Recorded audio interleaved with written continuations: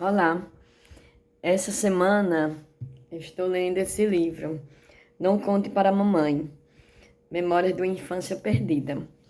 Esse livro foi publicado em 2012, eu acho que já tem uns 10 anos comigo, aqui, a imagem dele, e é uma história forte.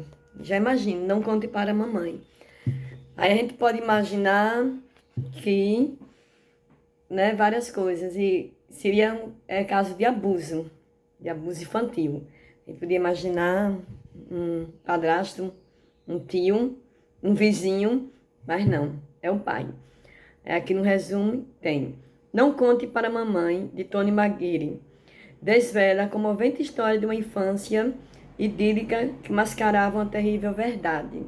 Escondido sob as boas maneiras da mãe inglesa e o charme do papai irlandês, havia segredos horripilantes que quase destruíram sua filha única. A mãe queria aquela imagem da família feliz. E pelos acontecimentos da história, que depois, quando ela vai trazer à tona a sua infância, no leito de morte da mãe, quando a mãe está morrendo de câncer, e ela vai ter que acompanhar esse momento da mãe, então ela começa a lembrar da infância, né? Quando o pai também está lá nesse momento, só lendo para saber, e ela vai tentar ficar lembrando.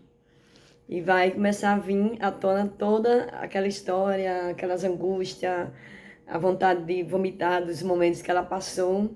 É muito interessante, porque ela começou a ser abusada com 6 anos, até os 14 anos, quando foi forçada a abortar, tinha que estava grávida do pai.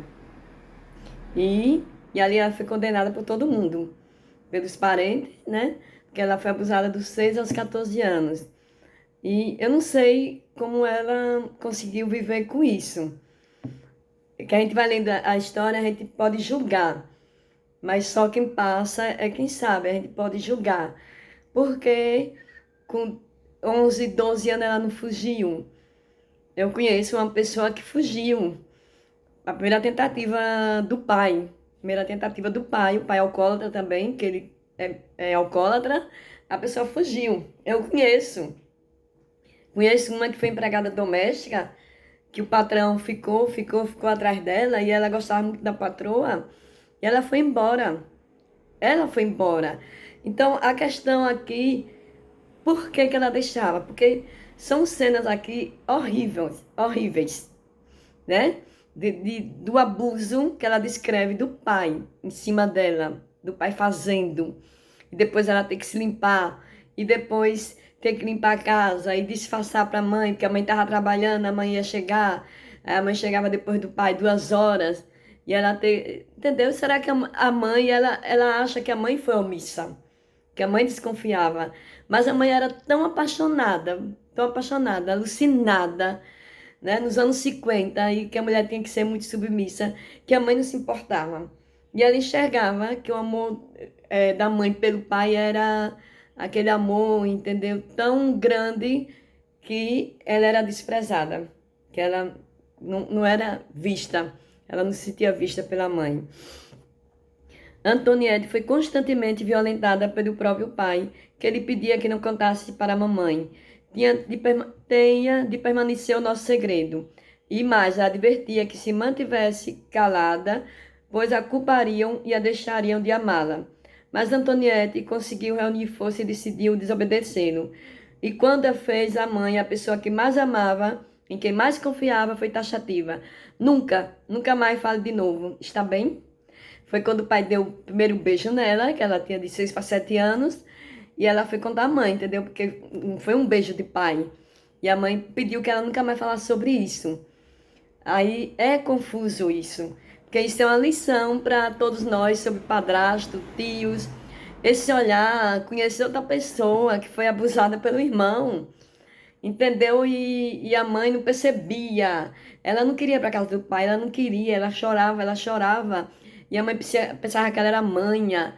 Ela ia para casa do pai E a mãe pensava que ela era que era mãe e mandava nas férias, porque a mãe disse também que queria descansar, queria passear, queria descansar, e o pai também tem que tomar conta de filho, só que ela era abusada pelo irmão.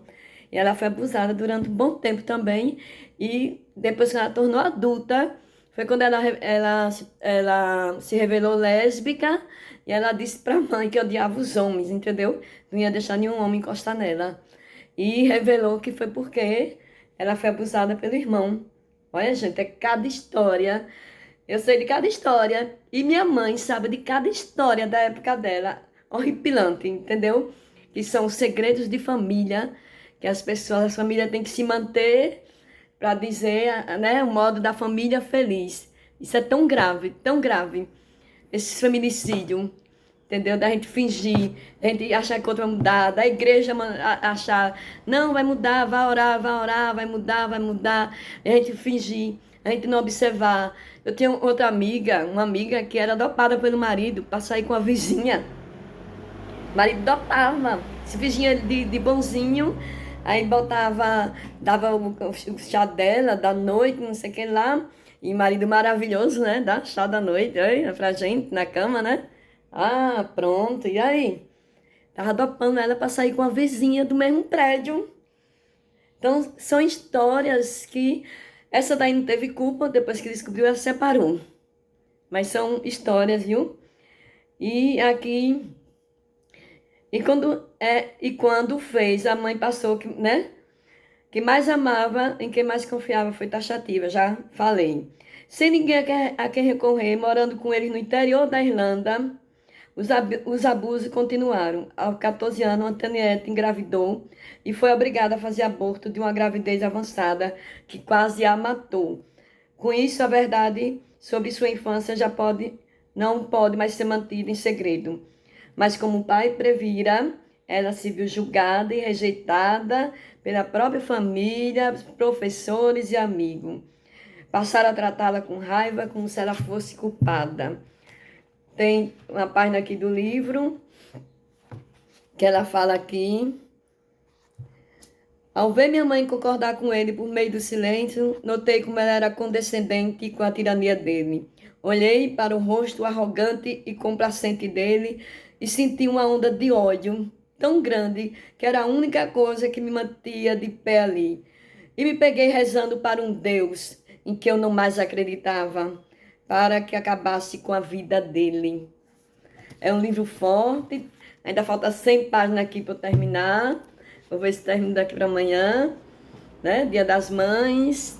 É um livro de alerta, não conte para mamãe. Nossa, como é que a gente vai imaginar que um marido, pai da criança...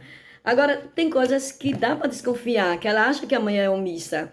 E eu vou ver aqui no final, que eu já li, já tem uns 3 anos atrás, não lembro, que é a única coisa que ela queria que a mãe pedisse perdão. Só que a mãe está no leito de morte e ela vai perdoar a mãe. E o pai ainda fala com ela e diz que não foi muito bom para ela. Aí o pai pede perdão. Ela responde, eu sou sua filha. Aí, quer dizer, a cara dela, meu Deus, olha a cara dela aqui. É uma pessoa que mostra transtorno, né? Complicado. Na hora do aborto, ela fala, eu queria minha mãe. Queria que alguém me dissesse que eu ia ficar bem. Queria que alguém me explicasse o que seria feito comigo, porque até então ninguém me havia dito nada. Acima de tudo, queria que alguém segurasse a minha mão. Eu estava tão assustada e, felizmente, eu adormeci. E ela fala, eu queria minha mãe. E o tempo todo na história, ela só queria o amor da mãe. É impressionante o que ela queria, que a mãe a visse, que a mãe enxergasse, que o pai fosse embora, que o pai morresse e que ela ficasse sozinha mais a mãe. Porque até os 6 anos de idade, o pai trabalhava no exército e só vinha para casa uma vez no ano. Então ela queria que fosse até os 6 anos de idade. E depois que o pai saiu do exército, que ia morar em casa, aí começou toda essa trajetória triste, né? Como é que se diz? Repugnante. Aí tem horas assim, quando aqui tem cenas fortes, que ela, quando o pai vai fazer sexo nela, quando o pai vai fazer o ato, com 8 anos, 7 anos, o pai já estava penetrando nela. Aí, como é que uma mãe... Ai, meu Deus do céu. Não quero julgar, eu não sei. A gente, entendeu? É muito, muito horrível. Que a gente vigie mais, sabe? Eu era chamada de neurótica, de doida, de doente. Eu era vigilante e espero que tenha sido boa na minha vigilância, que não tenha deixado escapar algumas coisas que a gente deixa, não tem como a gente vigiar o tempo todo, né? Como a gente ser presente o tempo todo, não tem como a gente ser presente o tempo todo. Então é complicado, a mãe trabalha fora, o pai fica em casa com a filha. Tem um caso, mas outro caso horrível, que se passou na instância. O pai foi o padrasto. Ele abusava dela, da infância até adulta, até os 14 anos, quase igual a esse livro, quando ela engravidou do pai. Aí a mãe mandou pro aborto, mandou ela vir embora aqui para Aracaju para morar aqui. Ela veio morar aqui, na casa de uma tia. O pai vinha atrás, o padrasto vinha atrás dela. E ela engravidou do padrasto de novo, com 16 anos de idade. Hoje ela está uma mulher doente, uma mulher acamada. Depois foi levada para São Paulo, a família mandou ela embora. A mãe criou o filho dela. A mãe não se separou do padrasto, que achou que ela que dava entrada. Ele começou os abusos, acho que com 10 anos de idade. A mãe criou o neto dela, que era filho do padrasto, que ela continuou. Ela foi embora para São Paulo, foi tratada como escrava doméstica, depois conseguiu fugir e hoje ela está uma mulher doente. Acho que ela deve ser da minha idade, 60 anos, e hoje ela está uma mulher doente em cima de uma cama. É muito triste, muitas histórias e histórias enterradas, né? Que vão ser enterradas, que estão enterradas, que foram enterradas, histórias horríveis entre as famílias que se fingem de famílias felizes. E assim é. E vamos ver se a gente consegue ainda mudar alguma coisa, né? Porque as coisas parecem que estão piorando. Tá parecendo que tá vindo a época de Lampião, né? Então, vamos observar.